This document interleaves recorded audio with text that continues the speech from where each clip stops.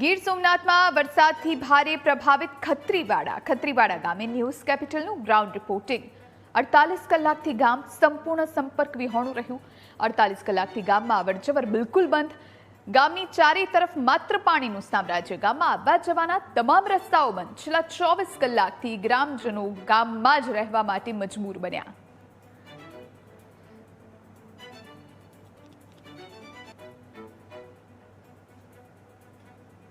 તો ગામની ચારે તરફ માત્ર ને માત્ર પાણીનું સામ્રાજ્ય હોય એવું જોવા મળ્યું છે।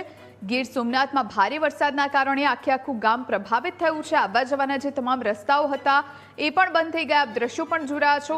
લોકો ગામમાં જ રહેવા માટે મજબૂર બન્યા। છેલ્લા 24 કલાકથી ગ્રામજનો ગામમાં કેદ રહ્યા।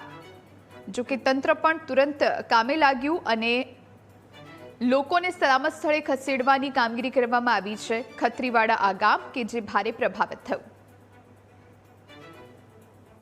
ઉનામાં ભારે વરસાદ જે તબાહી મચી હતી, ખાસ કરીને ગાંગડા હોય, સનકડા હોય, ખત્રીવાડા છે। આજે ન્યૂઝ કેપિટલ ઝીરો ગ્રાઉન્ડ પર પહોંચી છે, ગ્રાઉન્ડ ઝીરો પર પહોંચી છે। ખાસ કરીને આપણે સીધા જ સૌ પ્રથમ છે ન્યૂઝ કેપિટલ છે કે ખત્રીવાડા ગામે પહોંચી છે અને ખત્રીવાડા ગામ જે 24 કલાક જે સંપૂર્ણ વિહોણું હતું તેને સ્થાનિક આપણે જે પ્રમાણે દ્રશ્ય બતાવું તે પ્રમાણે જે ન્યૂઝ કેપિટલની ટીમ હાલ છે કે ખત્રીવાડા પહોંચી છે અને ખત્રીવાડાના જે દ્રશ્ય જે પ્રમાણે જે વીજ પોલ છે તે આવી રીતના જે વીજ પોલ છે ઢળી ગયા હતા। જે ગામોમાં લાઇટો નથી, ખાસ કરીને જે રસ્તાઓ છે તે ધોવા ગયા છે, ક્યાંક ને ક્યાંક રસ્તાઓ પણ તૂટ્યા છે। ખાસ કરીને લોકોના ઘરમાં પાણી પણ ઘૂસ્યા છે। લોકોના ઘરમાં ખાવા માટેની પણ કોઈ વ્યવસ્થા નથી। ત્યારે હાલ આપણી સાથે ગામના સરપંચ છે તે જોડાય છે। સરપંચ સાથે વાત કરું। સરપંચ શું છે, કેવી પરિસ્થિતિ હતી? મારું નામ સિંહ જીતેન્દ્ર કાળુભાઈ છે। ખત્રીવાડા ગામના સરપંચ તરીકે સેવા આપું છું। સરપંચ, પાણી કેટલા ગયા હતું, કેવી પરિસ્થિતિ? કાલે રાતના પાણી 8 થી 9 વાગે રાતના સમયે પાણી આવ્યું હતું ને 24 કલાક સુધી કન્ટિન્યુ પ્લોટ વિસ્તારમાં પાણી ઘરોમાં ભરેલા હતા। પ્લોટ વિસ્તારમાંથી લોકો સ્થળાંતર કરીને પોતાના સગા સંબંધોને ત્યાં ઉપરવાળા મકાનોમાં આવી ગયેલા હતા ને લોકોના ઘરોમાં ભારે નુકસાન થયેલું છે। અનાજ તથા ઘરવખરીનું નુકસાન થયેલ છે। પશુ તો અત્યારે તો ખબર નથી। જો પાણી હજી ઉતરે, પાણી ઉતરી જાય પછી સાચી ખબર પડશે કે કેટલા પશુ તણાયેલા છે। કોઈ જાનહાની થયેલ નથી। 24 કલાક પાણી હતું, જમવાની વ્યવસ્થા કે શું? જમવાની વ્યવસ્થા અમુક લોકોને જે પ્લોટ વિસ્તારમાં હતા જેની પાસે કોઈ ખાવાનું અનાજ કે પલળી ગયું હતું એને થોડી નાના મોટી કીટ અમારા તરફથી પંચાયત તરફથી આપેલી છે ને ઉપરથી પ્રશાસન તરફથી આવવાનું હતું પણ રસ્તા બંધને કારણે કોઈ પણ જાતની સહાયતા પહોંચી નથી।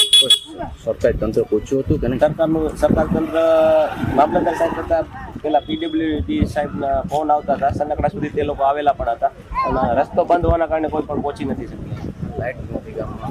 લાઇટ અત્યારે 3 દિવસ તમારા ગામમાં નથી। અત્યારે લોકોના મોબાઈલ ચાર્જિંગ નથી। કોઈ બીમાર માણસો હોય તો પંખાની જરૂરિયાત પડે તો પણ પાવર નથી। હવે કીધું ઘણા પોલ ધરાશાયી થયેલા છે, એટલે અંદાજે 20 થી 25 પોલ આ રસ્તામાં ધરાશાયી થયેલા છે। વસ્તી 4 થી 5 હજારની વસ્તી છે ગામમાં। એ અંદાજિત 200 થી 200-300 મકાનોમાં પાણી ઘૂસેલું છે। હાલ શું આપણે સરકાર પાસેથી માંગણી છે કે અમારા ગામના આવતા રોડ ઊંચા અને પહોળા કરવામાં આવે, સીસી રોડ કરવામાં આવે અને જ્યાં જરૂર પડે ત્યાં મોટા પુલ બનાવવામાં આવે જેથી કરીને આનું કાયમી સોલ્યુશન નીકળી શકે। પાણી આવે છે, દર વર્ષે આવી જ પરિસ્થિતિ રહી છે। દર વર્ષે આવે છે, કોઈ લોકો સહાયતા પણ કરી નથી શકતા, પ્રશાસનની સહાયતા પણ નથી પહોંચી શકતી કારણ કે રસ્તા બંધ હોય તો કેવી રીતે સહાયતા પહોંચે? પાણી નદીનું આ ગામ જ અમારું નદીનું ચારો તરફ નદીથી ઘેરાયેલું ગામ છે જેના કારણે પાણી દર વર્ષે આવું જ આવે છે। ધારાસભ્યની ખૂબ સહાયતા મળે છે અમને। ધારાસભ્યના હિસાબે જ અમારા અત્યારે 3 થી 4 પુલ મંજૂર થયેલા છે અને પુલનું કામ પૂરું ન થવાના કારણે અત્યારે તકલીફ છે।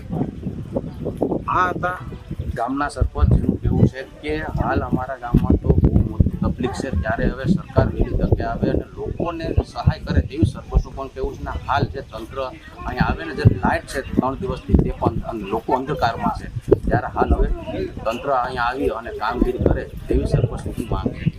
Arvind Sodha, news capital, Una, Gir Somnath.